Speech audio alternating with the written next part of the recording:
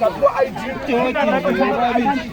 babona anginazo nazi ngiyenzile sokukhanga la eMzansi so nje udanginazo ubani ukuthi i-ID ngithophile home affairs yaso report angithi ukuthi uMandela uthe babonile ubaba Mandela uyophela ungelo lokuthi mina ngithole because ngibikene kukhanga ngikwenza ngibishile ithole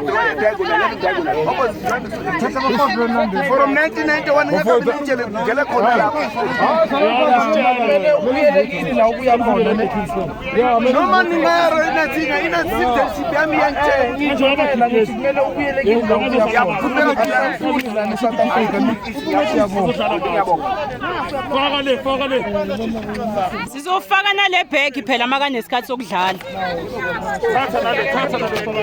Thatha nale. Yasebenza uMandela namadoda. Anginiyathanda. Manje abanye ngibathetelile. Akekho uMandela wafa kudala. Hayi sitshela ngomfisi. Kanti wayini bahamba abantu?